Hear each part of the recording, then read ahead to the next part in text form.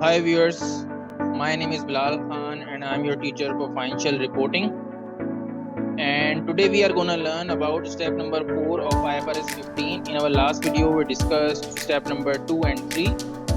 तो जैसे आपको पता है कि हम IFRS 15 पढ़ रहे हैं, तो आज हम स्टेप नंबर 4 को देख रहे हैं और इसकी एग्जाम्पल को भी सॉल्व करेंगे और स्टेप नंबर 4 को इन डिटेल देखेंगे और थोड़ा सा स्टेप नंबर 5 को भी देखेंगे, ताकि जो हमें समझ में आए कि किस तरह से एलोकेशन होती है प्राइस की और किस तरीके से रेवेन्यू रिकग्नाइज होता है। अगर आपने चैनल को लाइक शेयर और सब्सक्राइब नहीं किया हुआ तो एटलीस्ट सब्सक्राइब जरूर कर लें, ताकि मेरी आने वाली हर वीडियो आप तक पहुंच सके और आप इस वीडियो से फायदा उठा सकें। तो आए शुरू करते हैं। अच्छा, शुरू करने से पहले एक चीज और, मैं वीडियो के एंड में एक बहुत इंपॉर्टेंट एग्जाम पॉइंट बताने वाला हूं, तो वीडियो को एंड तक देखना है, आपने पूरी वीडियो को देखना है। बीच में भी कुछ पॉइंट्स हैं जो कि मैं साथ साथ बताता रहता हूं, लेकिन लास्ट तक आपने वीडियो को देखना है ताकि आपको भी वो चीज समझ में आए जो मैं बताना चाह रहा हूँ। ठीक है जी, तो आए शुरू करते हैं। Step number 4, allocate the transaction price. Allocate the transaction price means, क्योंकि स्टेप नंबर 3 हमारा क्या होता था, अगर हम देखें दोबारा एक दफा थोड़ा सा देख लेते हैं इसको दोबारा से। स्टेप नंबर 3 हमारा होता था ये डिटरमिनिंग द ट्रांजैक्शन प्राइस। तो step number 4 allocation of the transaction price होता है, यानी कि अब ट्रांजैक्शन प्राइस जब हमें पता चल गई कॉन्ट्रैक्ट की, जिसके लिए हमें रेवेन्यू रिकॉग्नाइज करना है, तो अब हम उसे एलोकेट करना है। एलोकेट किस में करना है? परफॉर्मेंस ऑब्लिगेशन में। तो आए इसको थोड़ा सा रीड करते हैं। The total transaction price should be allocated to each performance obligation in proportion to stand-alone selling prices. Stand-alone selling prices मैं पहले भी बता चुका हूँ। अलग से परफॉर्मेंस ऑब्लिगेशन जो भी है कॉन्ट्रैक्ट के अंदर, उनकी प्राइस क्या है। परफॉर्मेंस ऑब्लिगेशन एक भी हो सकता है, तो स्टैंड अलोन सेलिंग प्राइस और कॉन्ट्रैक्ट प्राइस और नॉर्मली सेम होती है। अगर एक से ज्यादा है तो हमें देखना पड़ेगा उसको किस तरीके से एलोकेट करना है। The best evidence of standalone selling price is the observable price of a good or service when the entity sells that good or service separately, अलग से, in similar circumstances and to similar customers। मेरे ख्याल में समझ आने वाली बात है, ऑलरेडी एक्सप्लेन कर चुका हूँ।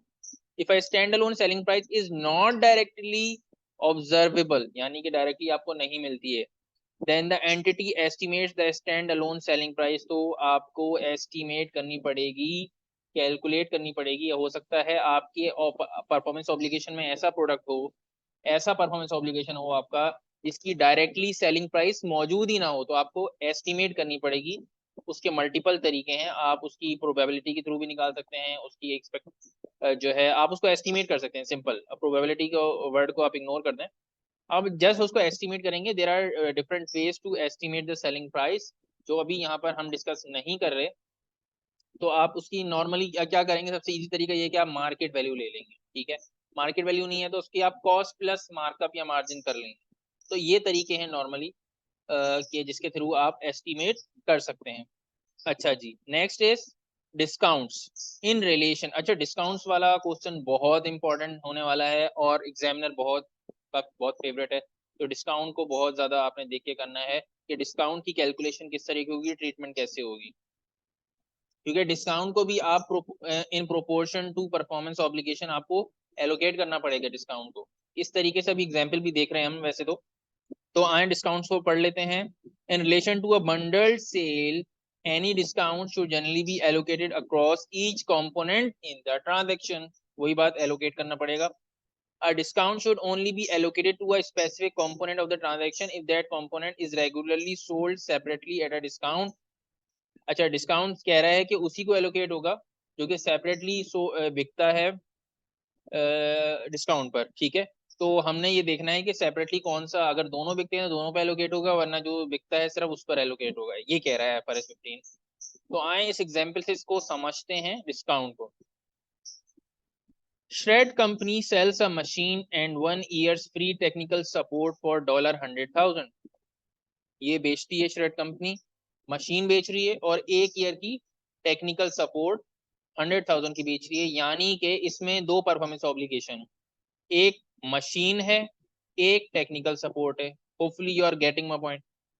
It usually sells the machine for $95,000 95,000 की मशीन अलग से बेचती है, यानी कि इसने स्टैंड अलोन सेलिंग प्राइस हमें दी हुई है, but does not sell technical support for this machine as a standalone product. Technical support अलग से नहीं बेचते, यानी कि इसकी स्टैंड अलोन प्राइस नहीं दी गई। वैसे भी आगे पढ़ लेते हैं, वैसे इसने नहीं दी है। Other support services offered by Shred company attract a markup of 50%. It is expected that the technical support will cost Shred company $20,000.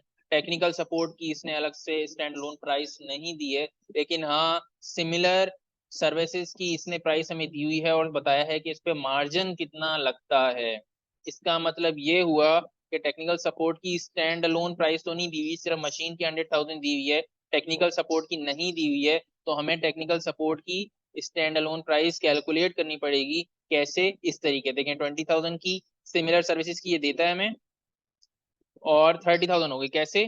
50% का मार्कअप है, तो इसका मतलब ये हुआ 30,000 की जो वैल्यू है वो बेसिकली यहाँ से आ रही होगी। ठीक है जी, ये हमारी स्टैंड अलोन प्राइस बना ली हमने, एस्टिमेट कर ली। ठीक है, क्वेश्चन भी पढ़ लेते हैं। How should the transaction price should be allocated between the machine and the technical support। वही क्वेश्चन है जो हमने पता था पहले से। ठीक है, तो हमने कैलकुलेट कर ली। अच्छा, अब इसने देखें, अगर हम एक बात समझने की बात है, स्टैंड अलोन प्राइस के हिसाब से देखें तो मशीन के 95,000 बन रहे हैं। ये देखें, इसको डिलीट कर देते हैं यहाँ से, क्योंकि ये थोड़ा सा अजीब सा हो गया है कि इस टेक्निकल सपोर्ट की स्टैंड अलोन प्राइस हमें दी थी। ठीक है, ये कॉन्ट्रैक्ट की सिर्फ मशीन की दी थी इसने 100,000। ठीक है, पूरे कॉन्ट्रैक्ट की थी, इसमें मशीन भी शामिल है, टेक्निकल सपोर्ट भी शामिल है। अच्छा, मैं क्या बता रहा था, मैं ये बोल रहा था कि मशीन की स्टैंड अलोन प्राइस 95,000 है और टेक्निकल सपोर्ट की 30,000 हमने यहाँ से कैलकुलेट कर ली थी। सही है जी। तो इस तरीके से देखा जाए तो टोटल कॉन्ट्रैक्ट की प्राइस बननी चाहिए 125,000, 1,25,000 बननी चाहिए, लेकिन कॉन्ट्रैक्ट की प्राइस कितनी है? 100। अब हमने ये देखना होगा कि ये 100 क्यों है। इसका मतलब ये है कि टोटल प्राइस अगर दोनों को मर्ज करके देख रहे हैं तो 125,000 बन रही है, लेकिन कॉन्ट्रैक्ट में दोनों चीजें हमें ये 100,000 की दे रहा है। इसका मतलब ये है 25,000 का डिस्काउंट है। होपफुली और गेटिंग माय पॉइंट। 25,000 का डिस्काउंट है, ये देखें, आप देख सकते हैं 100 की कॉन्ट्रैक्ट प्राइस है, और टेक्निक अगर हम दोनों को ऐड करते हैं तो हमारी 125,000 बन रहा है, तो डिस्काउंट 25,000 का है। इसका मतलब ये हुआ कि 25%, सॉरी 20% का इसने हमें डिस्काउंट दिया है। ये मैंने कैसे निकाला? 25,000 को 125 से डिवाइड कर दिया। इसका मतलब ये है इसने हमें 20% का डिस्काउंट दिया। ये आप देख भी सकते हैं, ये देखें, इन दोनों को मल्टीप्लाई करेंगे ना तब भी 25,000 बनेगा। इसने 25,000 का हमें डिस्काउंट दे दिया है ओवरऑल कॉन्ट्रैक्ट पे दोनों सर्विसेज लेने के ऊपर, यानी कि मशीन भी ले रहे हैं हम और सर्विसेज भी ले रहे हैं, तो इसने हमें 25,000 का डिस्काउंट दिया है। अब हमने क्या करना है, परसेंटेज क्यों निकाली है? परसेंटेज इसलिए निकाली है क्योंकि हमें डिस्काउंट को एलोकेट करना है। तो आए एलोकेट कर देते हैं। 20% डिस्काउंट था, 95,000 की स्टैंड अलोन प्राइस थी, तो हमने क्या किया, इसको मल्टीप्लाई कर दिया। 95,000 मल्टीप्लाई 20%, तो 19,000 का डिस्काउंट आ रहा है। तो अगर हम 19,000 को 95,000 से माइनस कर देंगे 76,000 आ जाएगा, यानी कि 19,000 का हमें डिस्काउंट मिल गया मशीन पे सिर्फ। इसी तरीके से टेक्निकल सपोर्ट का भी निकाल लेते हैं तो 6,000 बनता है, और अगर 30,000 में से हम 6,000 माइनस कर दें 24,000 आता है। तो इसका मतलब ये हुआ 6,000 का टेक्निकल सपोर्ट पे डिस्काउंट है। तो इन टोटल हमारा कितना बना? 100,000।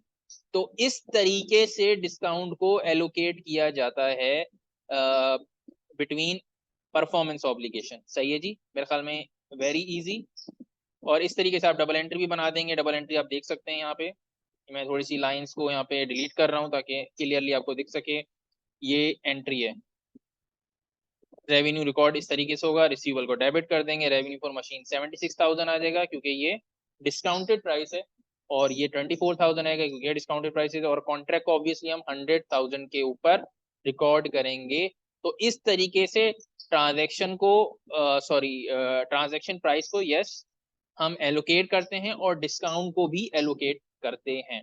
अच्छा, इसमें जो उसने एक पॉइंट हमें दिया था कि हमें ये देखना जरूरी है कि कहीं डिस्काउंट हम ऐसी परफॉर्मेंस ऑब्लिगेशन को तो ट्रांसफर नहीं कर रहे जो कि डिस्काउंट पे नहीं दी जाती। तो एग्जाम में आपने ये लाजमी देखना है, दैट इज अ स्कैम। आप समझ लें एग्जाम फोकस पॉइंट है, इसको आप लिख लें अपने पास। तो आपने ये आइडेंटिफाई करना है कि भाई कहीं ऐसे को तो हमने एलोकेट नहीं कर रहे। यहाँ पर हमने एज्यूम किया था कि दोनों पर ही एलोकेट होगा, क्योंकि इसने यहाँ कोई हमें इन्फॉर्मेशन नहीं दी। अगर कोई इन्फॉर्मेशन नहीं दी इसका मतलब है दोनों पे एलोकेट होगा। अगर वो सिर्फ एक पर करवाना चाह रहा होगा, किसी एक प्रोडक्ट पे करवाना चाह रहा होगा, हो सकता है सिर्फ मशीन पे कराता, हो सकता है सिर्फ टेक्निकल सपोर्ट पे कराता, तो हमें वो स्पेसिफिकली लिख कर भी बताएगा। क्योंकि ऐसा नहीं हो सकता, अगर सवाल साइलेंट है तो आपने देखना है कि वो किसको एलोकेट कर रहा है। साइलेंट है तो मतलब आपने दोनों को एलोकेट करना है। अदरवाइज अगर वो स्पेसिफिकली बता रहा है तो फिर आपने जिसका बताया है उसको ही सिर्फ एलोकेट होगा। इन लास्ट इस वीडियो के अंदर एक चीज और देख लेते हैं, स्टेप नंबर 5 थोड़ा सा देख लेते हैं, क्योंकि स्टेप नंबर 5 काफी डिटेल्ड है। इसमें 2 क्लासिफिकेशन होती है, जैसे कि मैंने शुरू की वीडियोस के अंदर भी बताया है IFRS 15 की, कि point in time and over time, and that is a very detailed topic. तो जैसे ऐसे आप मेरी वीडियोस देखते जाएंगे तो आगे उसकी भी वीडियोस आएंगी, क्योंकि ओवर टाइम के अंदर हमारे पास कॉन्ट्रैक्ट एसेट्स, कॉन्ट्रैक्ट लायबिलिटीज भी आती हैं। कंस्ट्रक्शन कॉन्ट्रैक्ट जो कि हमारा बेसिकली इसमें मर्ज हुआ है वो इसमें सारा आता है। तो कंस्ट्रक्शन कॉन्ट्रैक्ट के लिए रेवेन्यू रिकग्निशन किस तरीके से होती है वो आगे वाले वीडियोस में आपको मिलेगी। तो अभी हम जस्ट स्टेप नंबर 5 को थोड़ा सा रीड कर लेते हैं। यहाँ पे revenue is recognised when or as the entity satisfies a performance obligation by transferring a promised goods or service to a customer. सही है। For each performance obligation identified an entity must determine at contract inception whether it satisfies the performance obligation over time or satisfies the performance obligation point in time। तो जी बिल्कुल, जैसे कि मैंने कहा कि 2 तरह की क्लासिफिकेशन होती है, point in time and over time. तो इस वीडियो को हम यहाँ तक रखेंगे। अगेन रिपीट कर रहा हूँ, कोई भी क्यूरीज कमेंट्स हों वो आप मुझसे नीचे कमेंट्स के अंदर पूछें, क्वेश्चंस कर सकते हैं आप मुझसे। नेक्स्ट वीडियो के अंदर हम रेवेन्यू रिकग्निशन की, रेवेन्यू की रिकॉर्डिंग की मज़ीद डिटेल में जाएंगे, यानी पॉइंट इन टाइम और ओवर टाइम को डिस्कस करेंगे। कॉन्ट्रैक्ट एसेट की कॉन्ट्रैक्ट एसेट कैसे रिकॉर्ड होता है वो देखेंगे। अगर आपने चैनल को सब्सक्राइब नहीं किया हुआ तो चैनल को ज़रूर सब्सक्राइब कर लें, ताकि आप तक मेरी हर वीडियो पहुँचती रहे। और वीडियो को लाइक भी कर दिया करें और शेयर भी कर दिया करें, ताकि दूसरों की भी इससे हेल्प हो सके। वीडियो को यहाँ तक रखते हैं। टिल देन गुड बाय, अल्लाह हाफिज़।